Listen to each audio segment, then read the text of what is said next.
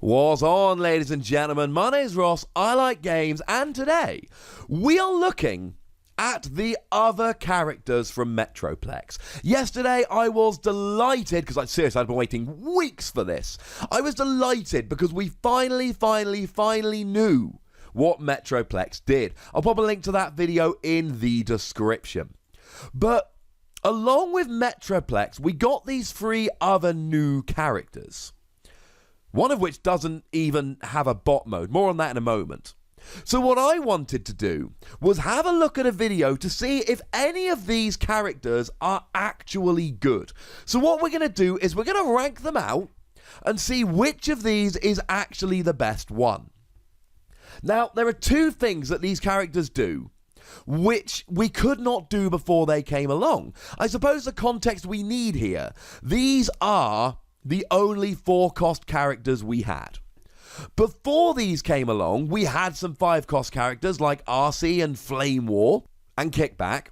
But 3 5-cost characters doesn't do too much. We can play 3 5-costs and a 10-cost, but we couldn't make a 5-wide deck. Now we can. Now you can legitimately make a deck with 5 characters. And that's very important because with things like the way the turns go, you draw a card, you attach an upgrade, you play an action, you transform, you attack.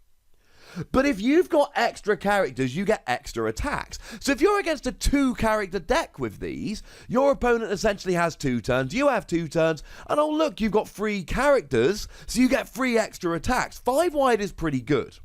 Now, the thing is, I don't know if a 5-wide deck is going to work. Partly, there aren't really any cards that really demand that you have so many extra characters. And also, if you ever come against a 5-wide deck, they're all going to be weak. They have to be. They're low-cost cards. And then you just play Photon Bomb. And Photon Bomb is so good against this. It's almost kind of ridiculous. So that is something you've got to keep an eye on. But the more useful, I think, reason to play these cards is that you end up sometimes with a cost between 21 and 25 stars. You see, if you end up with a 20-cost deck, then you can add something like RC. Yay! But if you end up with a 21-cost deck, well, there's nothing you can do about that. There were no 4-cost characters. Well, now there are.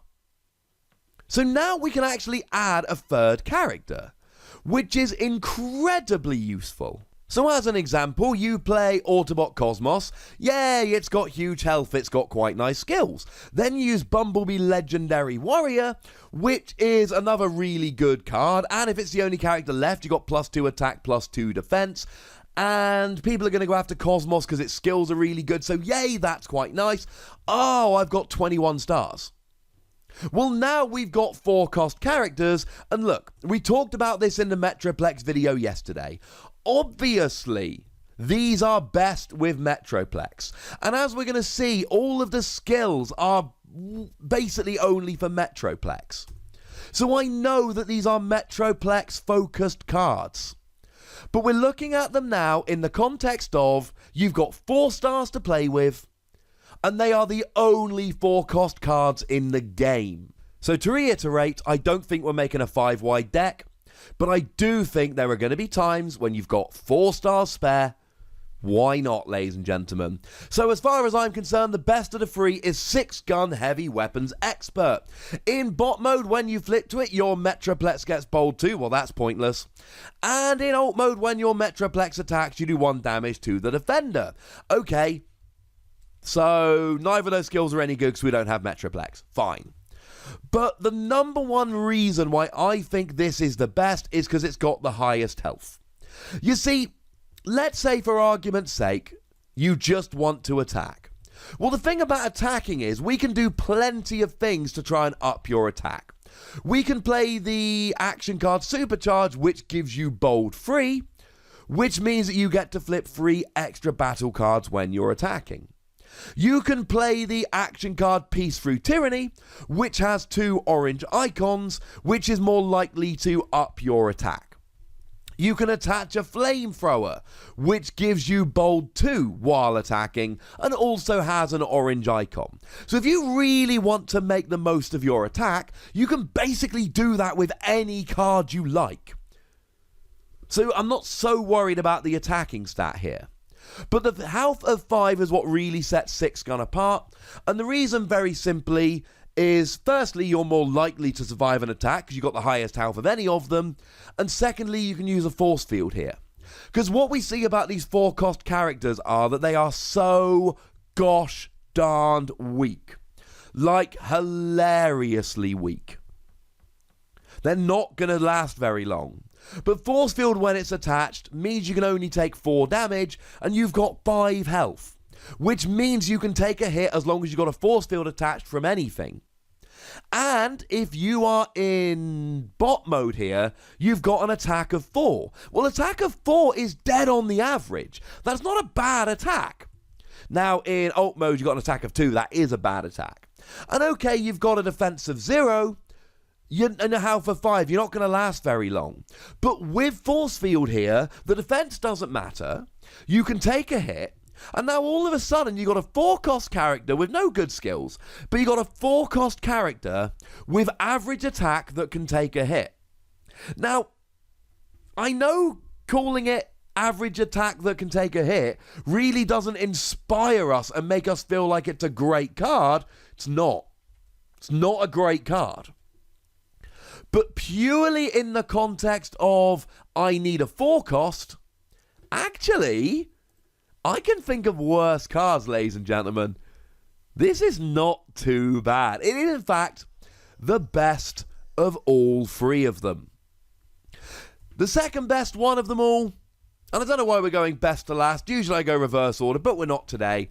The second best one here is actually Slammer. Slammer doesn't even have a bot mode. There is literally no bot mode on Slammer. How weird is that? And then if you look at the attacks here, when you deploy it from under Metroplex, do 1 damage to each enemy. Well, you're not doing that because we ain't playing Metroplex. Your Metroplex has bold 1. It doesn't matter because we're not playing Metroplex. But what I like here is the attack of 3 and the defense of 3. The average defense is 2, so you got above average defense. And the attack is 3, which is only 1 lower than the average of 4. Again, the stats aren't amazing here. But if you consider the average card to be an 8 cost with an attack of 4 and a defense of 2, then a 4 cost with an attack of 3 and a defense of 3 is actually really nice. The downside here, health of 3 is pitiful.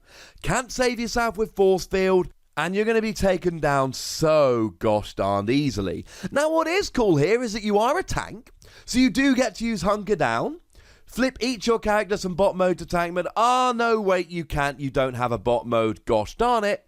But you can actually use Crushing Treads, which has Pierce equal to its defense.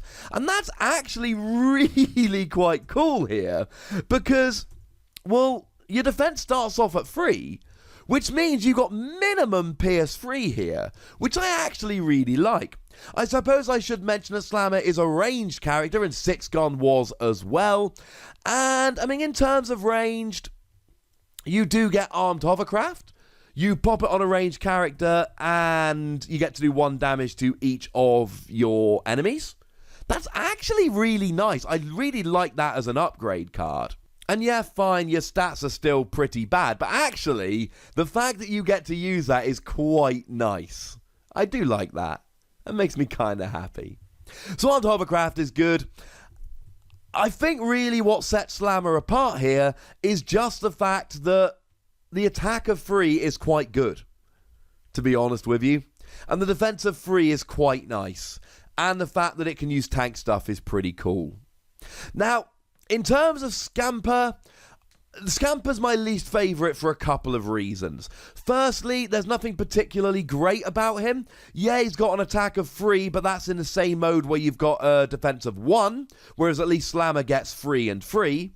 Again, we've got a couple of skills which are only for Metroplex.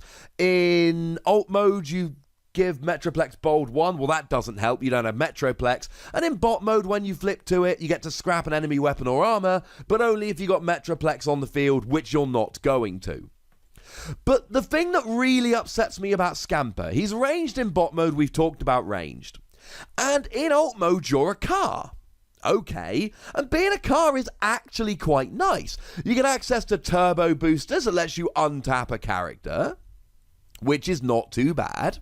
And then you get start your engines, which flips you from bot to car mode. Then you untap one of your cars. Although your skill in alt mode is... well, the problem is it's for Metroplex, which doesn't really matter. But the biggest problem here is that when you're in alt mode, you're a melee character. And if you come up against planes, you're going to last approximately 5 seconds, maybe less. Because remember that Thundercracker, when you flip it into alt mode, you do 2 damage to a melee enemy. And then Starscream Air Commander, when you flip it into alt mode, you do damage to an enemy equal to the number of other planes you have, which is likely to be 2. So if you come against a planes deck and they play a rollout, you instantly get KO'd just from the damage. That's not good enough, ladies and gentlemen. That's why I think he's the worst. I'm not going to sit here and, because I'm not doing these podcasts standing up, that's just weird, but I'm not going to sit here and argue that these are amazing cards that should go in every deck. They're clearly designed to be in a Metroplex deck. But I think the biggest difference here is they are the only 4-cost characters we've got. So if you want, you can ignore them, but I thought, right, they're the only 4-cost characters we've got. Sometimes you're going to need a 4-cost character. Let's sit and compare them. So as always, ladies and gentlemen, I'd love to hear from you guys about this. Tell me what you like, tell me what you don't, rank them yourselves, go nuts. But please do remember the rule, be nice. And then make sure you like this video, subscribe to this channel, and follow me on Twitter @TheWossy, where I ramble about stuff. But by far the most important thing, as always, is to look after yourselves. Until next time. Thank you very much for watching. My name's Ross, and you've been watching Wossy Plays.